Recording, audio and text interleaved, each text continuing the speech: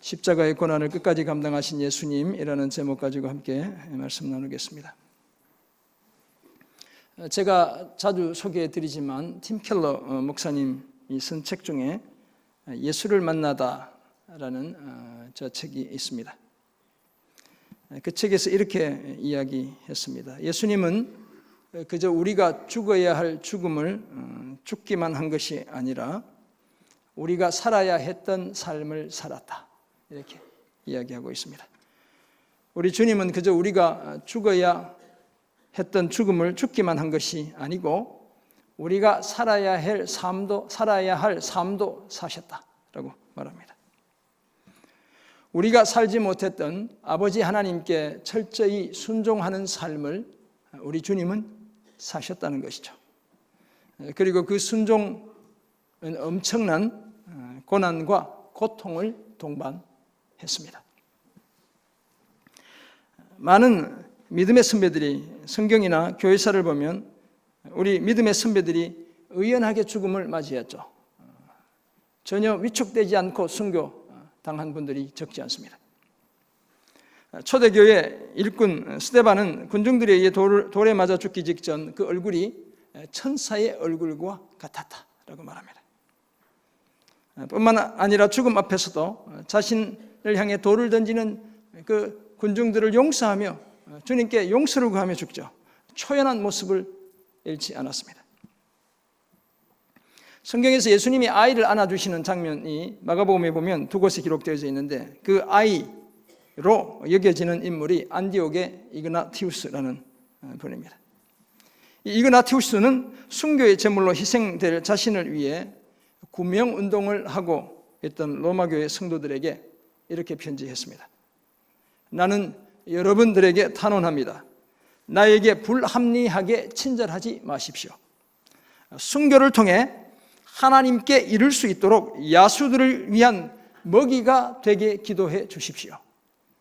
죽음을 앞두고서 로마로 압송돼서 짐승들의 밥이 되며 순교당하는데 죽음을 앞두고서도 너무나 당당했습니다. 서머나 교회를 담당했던 사도 요한의 제자 폴리갑이라는 분도 마찬가지였습니다. 우리가 여러 번 이분의 고백을 들어보았죠. 순교하기 직전 내가 86년간 예수 그리스도를 섬기며 믿어왔는데 그는 나에게 아무런 피해도 주시지 않으셨다. 하물며 나의 주인이시며 왕이요 구세주이신 그분을 내가 어떻게 배반할 수 있단 말인가 라고 말하며 의연하게 폴리갑은 화형을 당했습니다. 그런데 오늘 본문에서 그렇게 순교당한 저들 모두의 주님이신 주인이신 예수님은 자신의 죽음을 앞두고 조금 다른 모습을 보이셨어요. 주님의 마음이 몹시 괴로우셨죠. 지금 내 마음이 괴롭다라고 주님이 말씀하셔요. 또 다른 제자 마태에 따르면 고민하고 슬퍼하셨어요. 얼마나 힘들었든지 내 마음이 매우 고민하여 죽을 지경이다 라고까지 주님이 말씀하셨습니다. 하나님의 아들로서 인류의 죄를 대신 감당하기 위해 죽음의 길에 들어섰다면 좀 더 의연하고 당당해야 할 텐데 우리 주님은 전혀 그렇지 못했습니다. 이처럼 우리는 오늘 본문 요한복음 12장 20절에서 27절 등을 통해 예수님이 십자가의 고난을 앞두고 얼마나 괴로워하셨는지를 알 수 있습니다. 죽음을 앞에 둔 주님의 공포, 고통이 어마어마했죠. 이것은 어떻게 보면 역사적으로 보면 전무후무한 고통이며 공포였습니다. 무엇이 이토록 예수님을 괴롭게 슬프게 죽을 만큼 고민되게 했던 것일까요? 예수님의 마음이 이토록 위축되어야 했던 이유는 과연 무엇일까요? 주님의 얼굴은 천사처럼 빛나지도 않았고 우리 주님은 차분하거나 침착하지도 않았고 전혀 마음에 평안도 없었던 그 이유는 과연 무엇일까요? 임박한 죽음 앞에서 절박하게 주님이 몸부림쳐야 했던 그 이유는 과연 무엇일까요? 다름 아니라 죄에 대한 하나님의 진노의 상징이자 하나님과의 관계가 끊어지는 것을 단절되는 것의 상징이기도 한 십자가가 문제였죠. 단지 죽음이 문제가 아니라 십자가에 죽는다는 것의 의미가 문제였죠.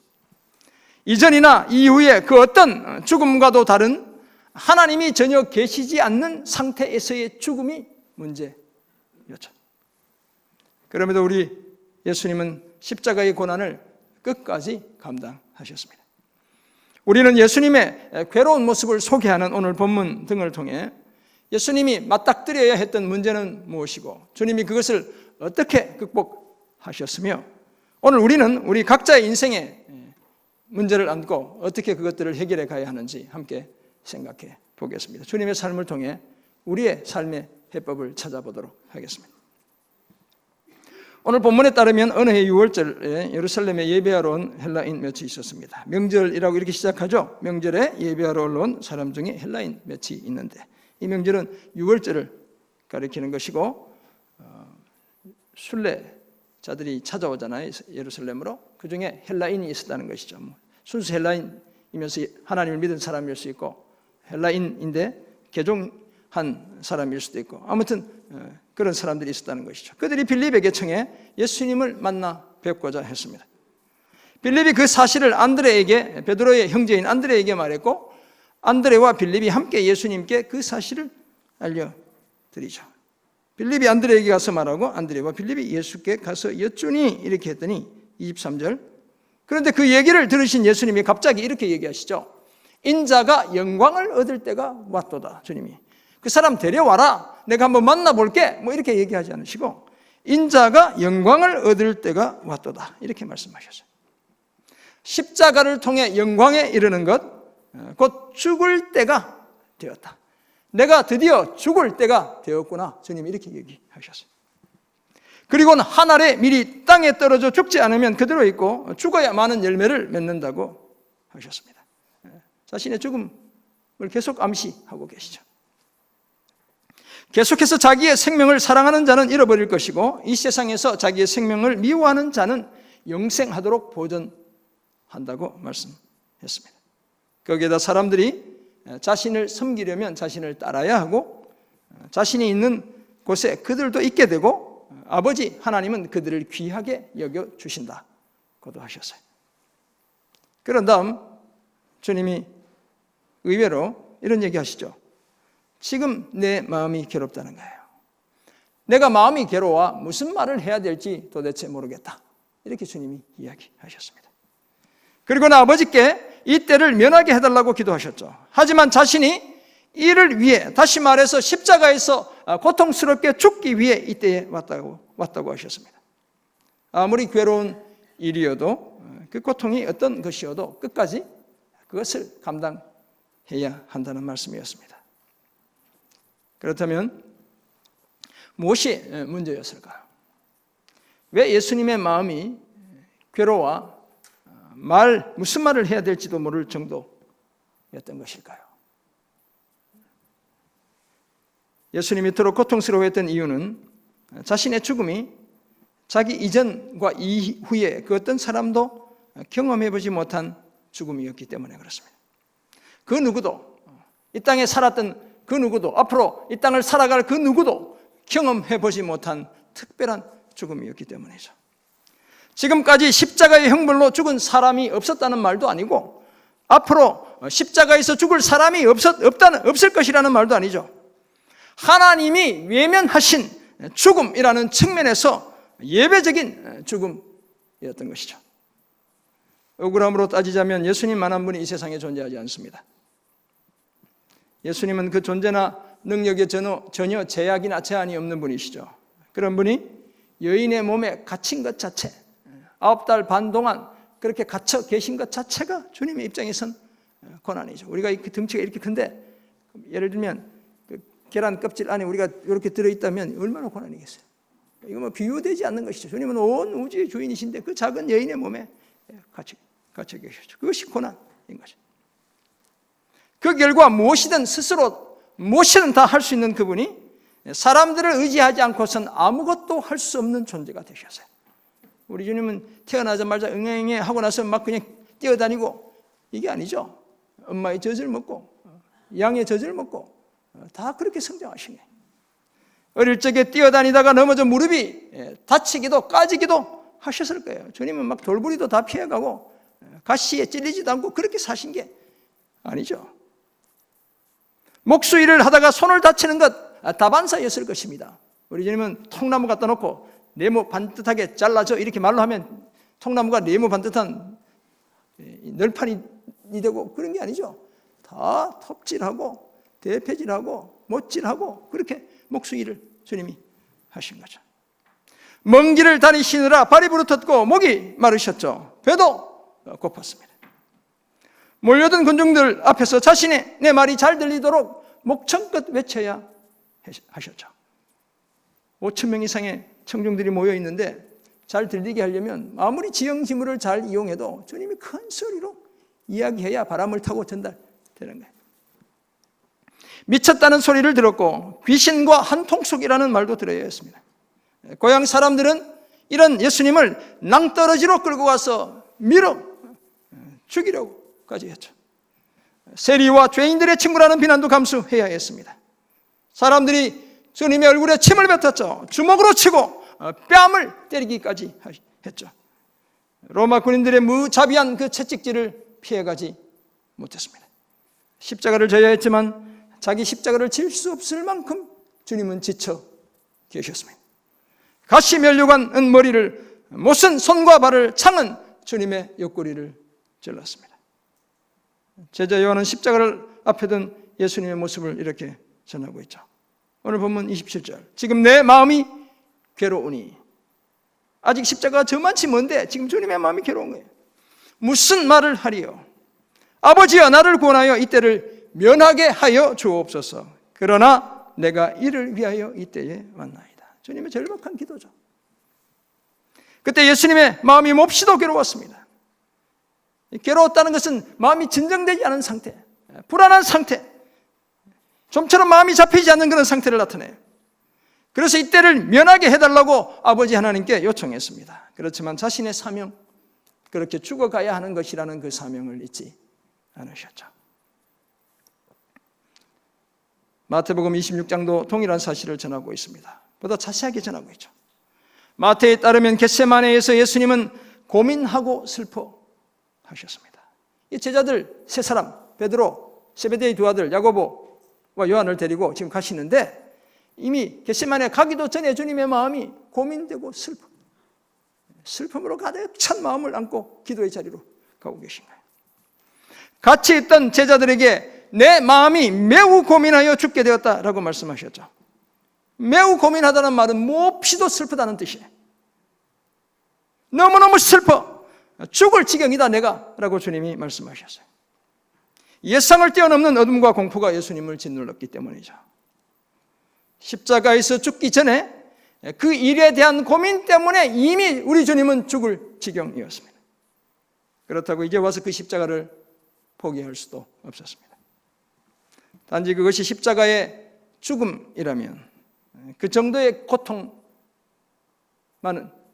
견딜만 했을 것입니다. 예수님을 정말 힘들게 했던 것은 수치스럽고 고통스러운 죽음 그 자체가 아니었죠. 못이 아니고 창이 아니고 가시 면류관이 아니었죠.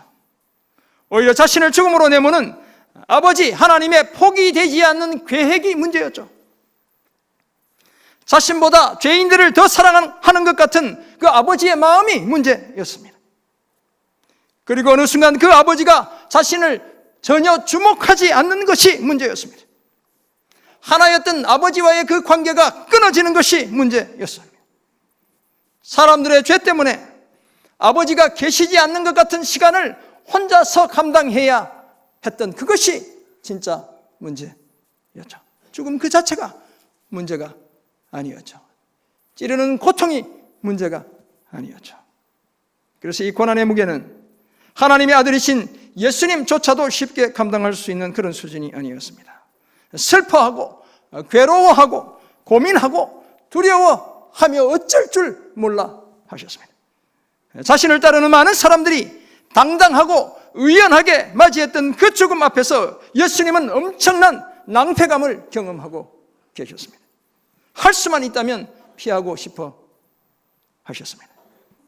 그래도 말씀드리지만 수치와 모욕보다, 사람들의 배신보다, 육체적인 고통과 죽음 그 자체보다 더 두려운 것이 있었기 때문이었습니다.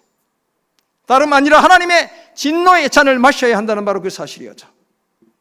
이 잔은 인간의 모든 불의와 악행에 대해 대가를 치르는 잔이기 때문에 세상에 존재하는 그 어떤 독배보다 더 고통스러운 잔이죠. 그 어떤 사약보다 더 고통스러운 잔인 것이죠. 거기에다 예수님은 일시적으로 하나님 안 계시는 순간, 하나님 부재의 순간, 하나님이 없는 순간을 경험해야 했습니다. 따라서 하나님과의 단절에 대한 두려움이 예수님을 찾아온 거예요. 하나님과의 그 관계가 끊어지는 것에 대한 두려움이 찾아왔죠. 늘 하나였던 하나님 아버지와 잠시라도 분리되는 것이 진짜 문제였습니다. 언제나 자신을 주목하시던 그 아버지의 시선이 자신을 외면하는 것이 문제였습니다. 그래서 예수님은 엘리 엘리 라마 사박다니, 나의 하나님 어찌하여 나를 버리시나이까 라며 절규하셔야 했죠. 하나님이 주목하시지 않죠. 그 순간 하나님이 자기 안에 계시지 않죠. 사랑하는 성도 여러분, 예수님이 이렇게까지 괴로워하신 것은 사실 우리 때문이죠. 우리의 죄 때문이며 그 죄로 인해 우리가 영원히 죽을 수밖에 없었기 때문이었습니다. 우리가 감당해야 할 고난과 고통과 죽음을 예수님이 대신 감당해 주셨습니다. 이것은 오늘 우리가 당면해 있는 우리 삶의 문제에 있어서도 마찬가지입니다. 예수님은 지금 우리가 겪고 있는 고난과 고통까지, 죽을 것 같은 그 고난과 고통까지 대신 감당해 주시기 위해 이미 십자가의 고난을 감당해 주신 것입니다. 그렇다면 예수님은 어떻게 이런 고난을 극복하셨던 것일까요? 극심한 고난에 대한 예수님의 해결책은 하나님과 하나님의 뜻에 철저히 순종하는 바로 그것이었습니다. 예수님은 아무리 괴로워도 그 고난으로부터 도망치지 않았습니다. 오히려 고난을 온몸으로 받아들였습니다. 왜냐하면 자신의 십자가가 죄인들을 구원하기 위한 아버지의 흔들림 없는 계획이었기 때문이죠. 그래서 몹시도 괴로웠지만 기꺼이 자신을 희생했습니다. 예수님은 임박한 십자가의 죽음을 앞두고 제자들을 데리고 감람산에 기도하러 가셨습니다. 기도하러 가는 중에 이미 고민되고 슬퍼하신 예수님, 제자들과 함께 길을 가는데 이미 막 마음이 몹시 힘든 거예요. 너무너무 슬픈 거죠. 그 예수님이 마음이 매우 고민하여 죽게 되었다고 제자들에게 말했죠. 너무너무 슬퍼, 내가 지금 죽을 지경이다 라고 제자들에게 말씀하셨죠. 그리고 얼굴을 땅에 대시고 엎드려 기도합니다. 내 아버지여, 만일 할만하시거든 이 잔을 내게서 지나가게 하옵소서. 그러나 나의 원대로 마시옵고 아버지의 원대로 하옵소서. 주님의 기도였죠. 이렇게 몇 번이나 기도했을까요? 성경이 몇 번 기도했다고 이야기해요? 3번이나 반복적으로 주님이 기도하셨어요. 예수님도 할 수만 있다면 고난의 잔, 하나님의 진노의 잔을 피하고 싶었습니다. 이 잔은 어떻게 보면 소크라테스가 마신 죽음의 독배와도 같은 것이죠. 요즘 같으면 일종의 사형 집행용 전기의자, 우리 한국은 그렇게 안 하지만 미국은 고압 전기를 전기의자에 앉히고 그래서 사형을 집행했어요. 바로 그런 사형 형태이죠.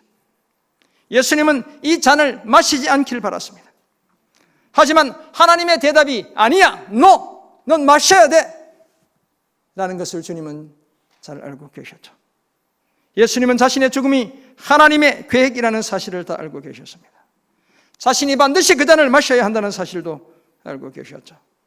그래서 내 원대로 되는 것이 아니라 아버지의 원대로 되기를 기도하셨습니다. 오늘 보면 요한복음 12장 27절도 그 사실을 분명히 보여주고 있습니다. 마음이 괴로워도 도대체 무슨 말을 해야 될지 주님은 몰랐죠. 그런 자신을 구원하셔서 이때를 면하게 해달라고 하나님께 기도했습니다. 그러나 내가 이를 위하여 이때에 왔나이다 라고 분명하게 고백했죠. 주님이 무슨 말을 해야 될지 모르는 모습이 이 구절 속에 그대로 녹아져 있습니다. 살기도 쉽고 죽어야 하기도 하고, 내가 도대체 무슨 말을, 이 고통스러운 순간에 무엇을 하나님께 말해야 할지 모르는 주님의 모습이죠.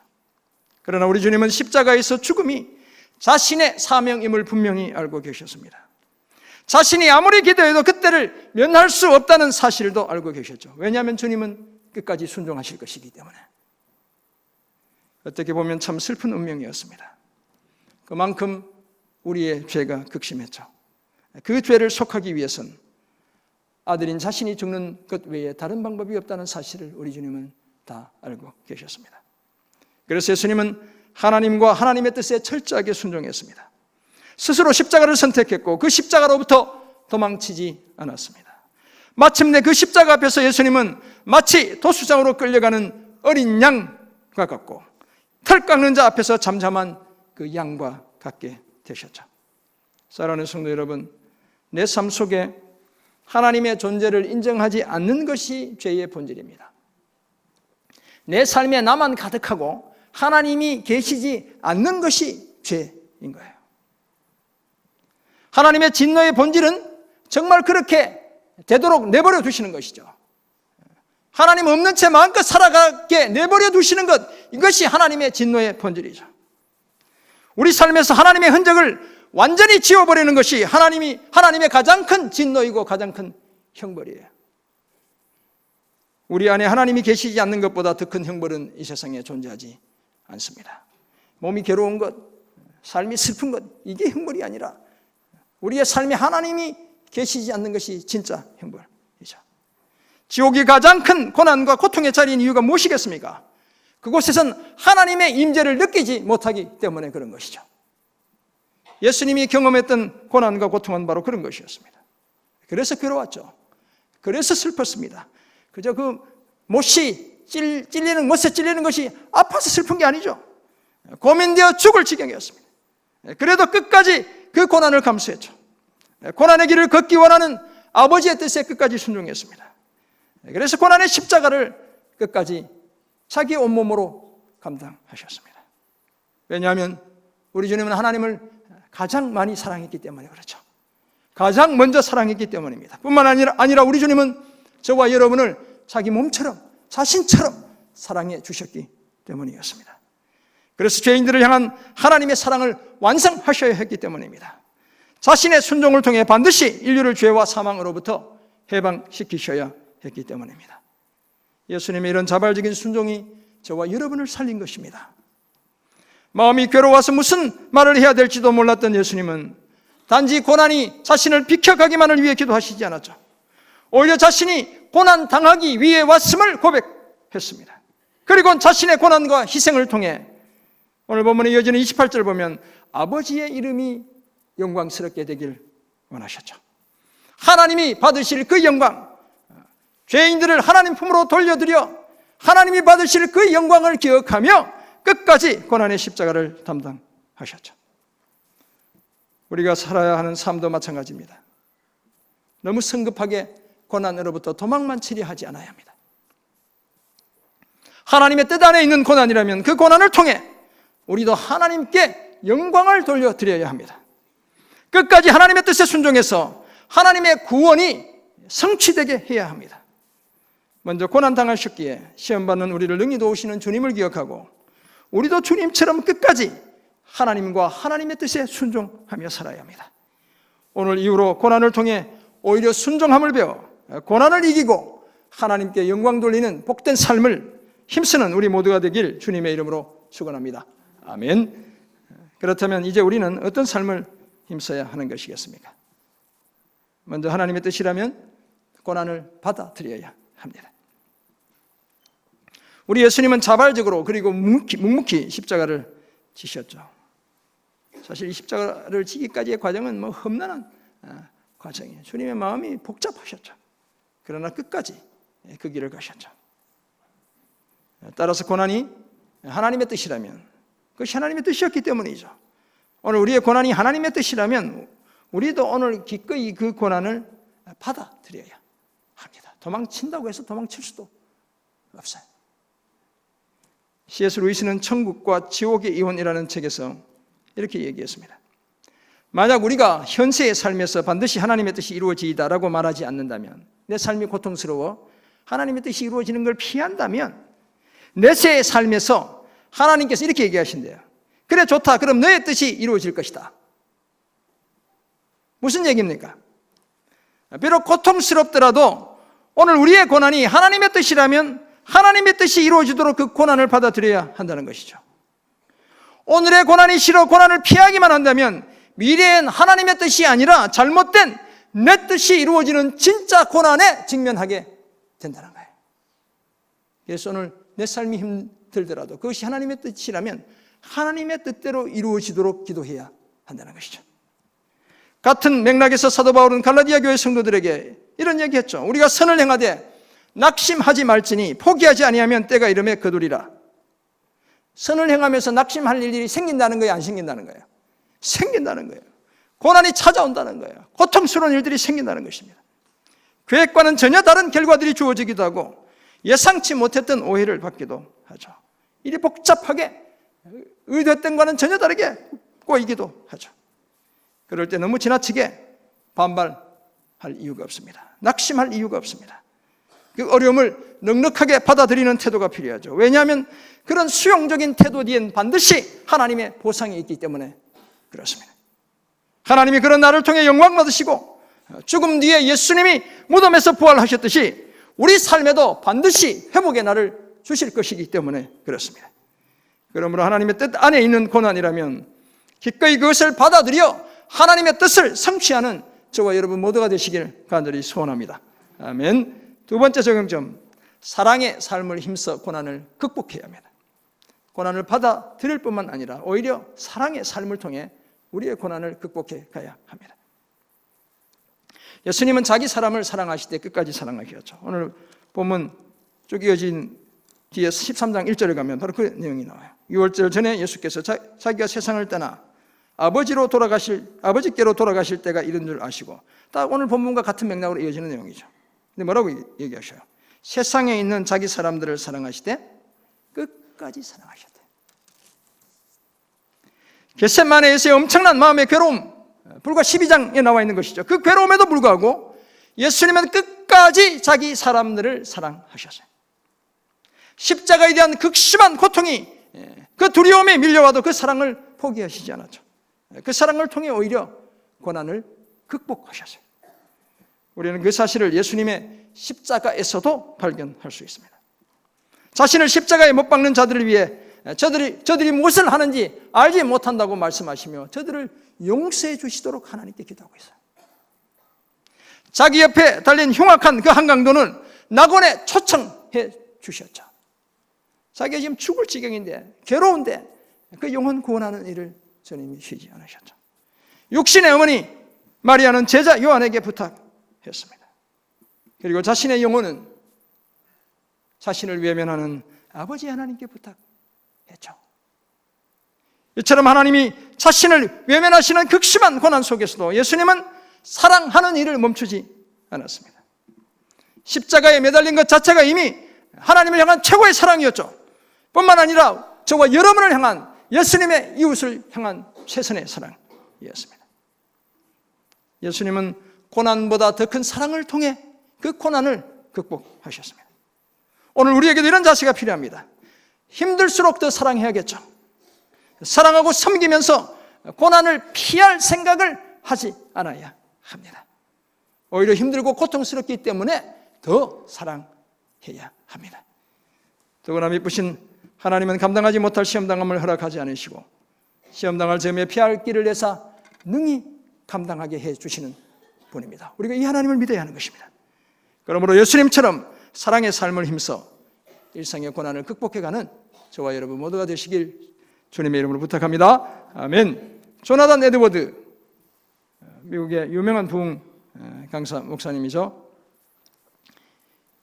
오래전 설교인데 그리스도의 고통이라는 설교, 벌써 한참 전의 분이기 때문에 이 설교에서 이렇게 이야기하고 있습니다. 예수님이 겟세마네 동산에 기도하러 가시면서 이때 비로소 아버지의 명령이 얼마나 어려운 것인지를 처음으로 온전하게 보았다. 재밌는 표현이죠. 예수님이 마태복음 26장에 이제 그런 그림들이 그려지고 있잖아요. 겟세마네 동산에 기도하러 가시면서 슬프고 고민되는 주님, 고통스러워하시는 주님의 모습이 소개되고 있잖아요. 바로 그때 비로소 하나님의 명령, 십자가에서 죽으라는, 혼자 그렇게 죽으라는 하나님의 명령이 얼마나 어려운 것인지 처음으로 온전하게 깨닫게 되었다는 거예요. 이게 보통 일이 아니라는 사실을 실감하게 되었다는 것이죠. 그게 얼마나 엄청나게 보였던지 피 같은 땀이 흐르게 되었다, 이렇게 말했습니다. 임박한 자신의 죽음이 인류의 죄에 대한 하나님의 진노의 결과였기 때문이었습니다. 심판으로 인해 하나님과의 관계가 끊어지는 것이고 하나님으로부터 소외되는 것이었기 때문이었죠. 뿐만 아니라 혼자서 하나님 없는 하나님 부재의 상태로 들어가야 하는 것이기 때문이었죠. 그 죽음을 하나님이 주목하지 않는 상태에서 맞이해야 되었기 때문이죠. 그래서 빌 레인이라는 WBC라는 유명한 주석도 쓰신 분인데 이분이 이렇게 얘기했어요. 하나님께서 등을 돌리시기 전까지 예수는 하나님과 함께 있기 위해 이 땅에 왔다. 그러나 이제 천국 대신 지옥이 예수 앞에 열렸고 그는 비틀거렸다. 주님의 이 갈등, 이 고민을 이렇게 표현하고 있어요. 하나님께서 등을 돌리시기 전까지 예수는 하나님과 함께 있기 위해 왔다. 그러나 이제 천국 대신 지옥이 예수 앞에 열렸고 그는 비틀거렸다. 우리 주님의 모습이죠. 누가의 표현에 따르면 예수님은 극도의 고통 가운데 있었대요. 극도의 고통, 힘쓰고 애써라고 우리 성경이 표현하고 있는데 누가복음 22장 44절 보면 이것은 극도의 고통, 헬라 원어의 의미 보면 견딜 수 없는 고통 가운데 있었다는 거예요. 그래서 땀이 땅에 떨어지는 핏방울 같이 보였던 것이죠. 이처럼 예수님은 그냥 죽어가는 것이 아니었습니다. 하나님과의 완벽한 교감을 잃어버리고 있었죠. 하나님의 엄중한 진노 속으로 들어가고 있었습니다.